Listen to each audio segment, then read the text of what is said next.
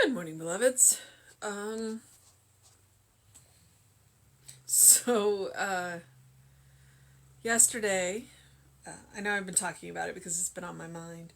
Um, we did a celebration of life memorial service for Dick Schmeltzkopf.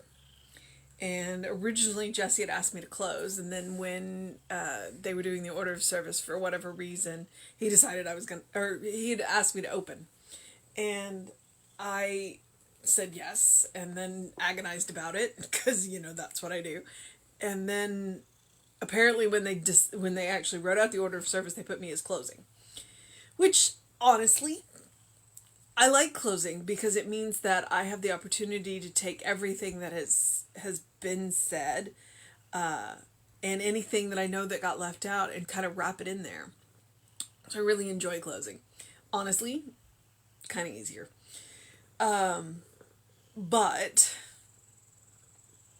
the last thing that they did before my closing was to say, to play. They played the slideshow again, and two, they played a recording of Dick reading his favorite poem.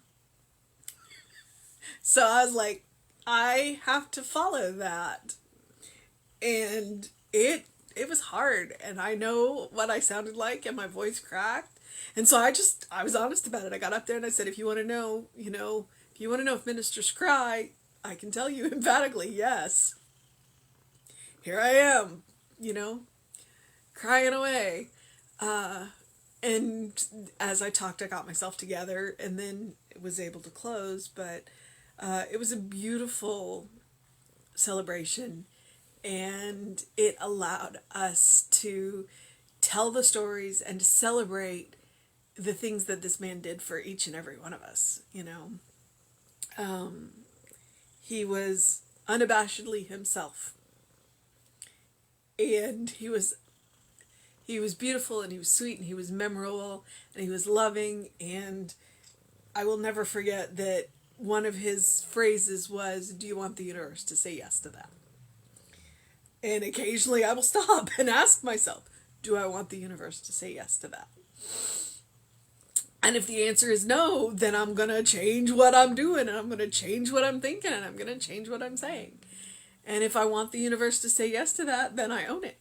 Then I own it. So, I'm sure you can hear her, so I just thought you might like to see Rita today, because she's sitting just below the camera. But that is what is going on. And now let's get to the reason why you're actually here. Because you're not here to hear me blather on about my life. Or maybe you are. I don't know. You can always skip this part. If it's not. It is August 2nd. Our title is I Am Healed of Worry. And our title, or our Bible quote, is, "Behold, his soul, which is lifted up, is not upright in him, but the just shall live by his faith." And this is from a book I'm not familiar with. It is Habakkuk. It's Habakkuk 2:4. Habakkuk? Maybe Habakkuk? I have never even... Yeah, I'm going to have to go look that one up. Faith in God, the good, is natural to man. Instinctively, man knows that the mind, which created him, works through him. I now declare my faith in God, and I prove this faith through my actions. My full attention is now devoted to seeing good everywhere and in all people. I know that within me, God upholds my search for truth and guides me all the way. I know that the divine plan for me is in action, and I have complete trust in God. Only good surrounds me, and only good comes to me. I am assured of perfect peace and complete prosperity, for I fear not.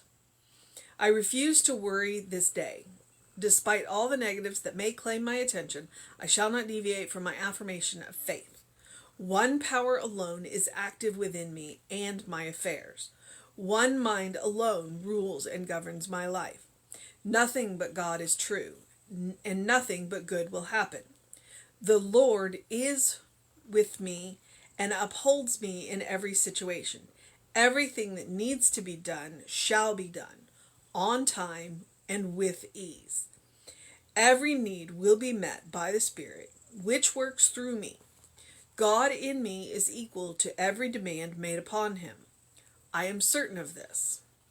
I trust the great law of mind to bring my demonstrations to pass without any worry on my part.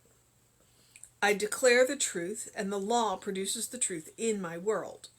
Never again will I question my own ability to make my demonstrations. God honors my thought, and the law produces it. Calmly I face today and declare it to be the best day I have ever known. The best day I have ever known. My good is where I am, and it is now revealing itself to me. Freed of worry and filled with faith, I have a heavenly experience today. All right, I have at least 3 thoughts. First one is, yesterday we were talking about I am cause, not effect, and how we create our world. And so he repeats it again today. Produces truth in my world. In my world. So my truth is not necessarily your truth. Now, those are both truths with little t's. The truth with a capital T, which is God, is still the same for everybody, but we all experience it different. And so that's one of the things that we have to keep in mind when we are talking to each other. My truth isn't necessarily your truth. And so I have to accept that when we communicate. And even if I think I have the truth with a capital T, what I'm talking about is my experience of the truth. And it is going to be different than your experience of the truth with a capital T. And so that's one of the things that when we have these dialogues about religion, we tend to forget. My world, my truth. Your world, your truth. And they're going to be a little different because we're talking about our experiences of the truth. And so we need to give each other a little bit of a pass when we are discussing truth. Okay? I've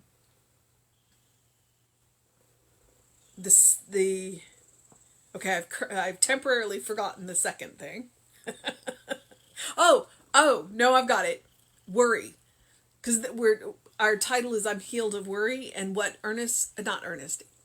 Albert Einstein said is that worry is a misuse of the imagination. Why bother to imagine what could go wrong? Why not use that energy and that power to imagine what could go right? And then the third thing is, as I read through this, I'm going, oh God, I can't hold this all the time. I can't hold these statements all the time. Well, here's the good news. You don't have to. You don't have to. The way that this is written, the way that this is stated, this is meant to be spiritual practice. This is meant to be for that brief period of time when you set yourself apart from the material world, where you go to that place that nothing has ever been wrong, where you go to that place where you meet the unfiltered God, and you say, this is the way my world is.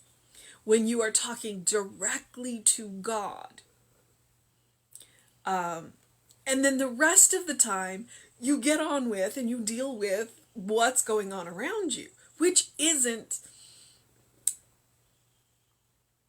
I don't want to use the word perfect, because perfect means whole, which means everything's included, but isn't flawless. I mean, there are things going on, there's chaos, there's disaster, there's, just little irritations even. And so, and you're going, but you don't have to hold this all the time, because if you did that, 1, it would drive you crazy, and 2, you would be white knuckling it.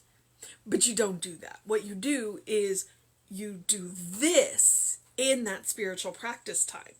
You make those bold black and white statements in your spiritual practice time, and then you come back into the material time and you deal with what's going on there. And you don't have to hold on to this. But what you do is you hear the echo. And it makes you stand up a little straighter. And it makes you go, yep, no, I got this. I got this. And so don't get disheartened. Don't worry about holding this up as your standard. This is not the hill that you're going to die on. What this is this is the hill you go to fill up with that energy to come back down and deal with what's going on in the material world. Because the material world is messy.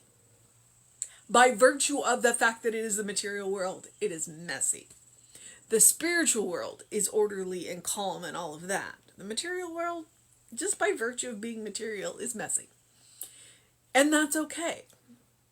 Because we go there to that spiritual world to get the energy to come back and clean up what's going on in the material world. So as you are reading through statements like this and you're going, oh God, I can't do that all the time. You don't have to. You don't have to do it 24/7, 365. What you do is you do it for that period of time that is your spiritual practice. And then you let it echo for the rest of the time. You let that reflection and that echo remind you of what it is that you're working for. All right? Okay, so I'm healed of worry. And honest to God, I don't know what to do with the Bible quote. Behold, his soul, which is lifted up, is not upright in him, but the just shall live by his faith. I don't know. I suggest go back, Habakkuk, Habakkuk, it's 2:4, and read it and see what in the heck he's talking about, because I got nothing. All right, but faith in God, the good, is natural to us, to people. We're kind of naturally wired that way. There is nowhere that you can go that there is not some kind of faith tradition. It may not look like anything we're used to, but literally, and I can say that as an anthropologist, I don't think we've come across anywhere there's not some kind of faith tradition. Instinctively, people know that the mind which created them works through them. I now declare my faith in God, and I prove this faith through my actions. We have this phrase, act as if. Act as if. That's our faith. That's our faith stating, okay, this is the way my world works. And I'm going to act as if it works that way. Because if I act as if it works that way, then it's going to respond to me that way. So I'm going to prove my faith with actions. My full attention is now devoted to seeing good everywhere. My full attention is devoted to seeing God everywhere. So I'm going to see good everywhere. And if I don't see it at first glance, I'm going to look a little deeper. And in all people. Okay? Yep, I'm willing to see the good in all people. I am, however, not going to put up with bad behavior. So, if I'm going to look for the good in you, but I may do it from over there. Just so you know. Looking for the good doesn't mean you have to put up with the bad behavior. I know that within me, God upholds my search for truth and guides me all the way. All right? If I'm willing to listen, God will always guide me. If you're willing to listen, God will always guide you. I know that within me, I already did that line. I know that the divine plan for me is in action, and I have complete trust in God. The divine plan does not mean I don't have free will. The divine plan means go and do. Go and have your experiences. Go and live. Go live fully. Go be authentically you. There is no grand destiny of something that you have to fulfill or you fail. All right? Just be yourself. Only good surrounds me and only good comes to me. I am assured of perfect peace and complete prosperity, for I fear not. Okay, that's what I'm talking about. If I had to hold on to that 24/7, 365, it would drive me crazy. I am assured of perfect peace and complete prosperity, for I fear not. That is done in spiritual practice, and then I let that echo the rest of the time. So that when I come up against a situation where maybe a little fear might bubble up, I can go, you know what, I've already worked on this. Let me set this aside and keep going. But I don't have to stand there firm and go, I fear not, because I am assured of perfect peace. I don't. I can set it aside and get on with my day. I refuse to worry this day. Like I said, Albert Einstein said, worry is a misuse of imagination. Despite all the negatives that may claim my attention, I shall not deviate from my affirmation of faith. Like, I can see the negative and I can say, yep, I see that. And I know that it will get taken care of. That is my affirmation of faith. One power alone is active within me and my affairs. One power. One mind alone rules and governs my life. The divine mind. Nothing but God is true, and nothing but good will happen. That is a power statement. The Lord is with me and upholds me in every situation. I mean, we've all heard footprints, right? Those are the times that I carried you. Everything that needs to be done shall be done on time and with ease. And it doesn't mean I have to do everything, because sometimes God will bring other people in to take care of some things that I thought that I was going to have to do myself. It is within me that I will accept the help. Okay? I'm not good at that all the time. It's like, no, darn it, if it's going to get done right, I have to do it myself. No. If it's going to get done on time with ease, then God can bring me help. And God will. And God will bring you help. Be willing to accept it. Every need will be met by the Spirit, which works through me. God in me is equal to every demand put upon God. I am certain of this. And that's truth. That's truth. If you ask for it sincerely, with your thought and your emotion, God will answer you. There is no request that is too big. There may be requests that are out of alignment. And that's where we have to go. Is this request too big? No. Is this request out of alignment? Let me go and tailor that request a little bit better. All right. I trust the great law of mind to bring my demonstrations to pass without any worry on my part. Once I have made my declaration, I let it go and let the law bring it to me. I don't have to do anything more than state what it is and then listen for the guidance. I declare the truth, and the law produces the truth in my world. Never again will I question my own ability to make my demonstrations. Never again will I question my own ability to make my demonstrations. Maybe I should say that a third time. Never again will I question my own ability to make my demonstration, because I'm turning it over to a power bigger than me. God honors my thought, and the law produces it. If I am in alignment, then God will produce it. The law will produce it. Calmly, I face today and declare it to be the best day. Calmly, I face today and declare it to be the best day I have ever known. Yeah. Get up in the morning and say that to yourself every day. It's going to be the best day I've ever known. My good is where I am, and it is now revealing itself to me.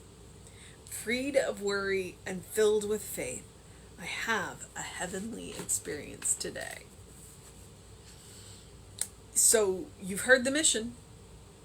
The mission today, should we choose to accept it, is to refuse to worry. To refuse to worry today.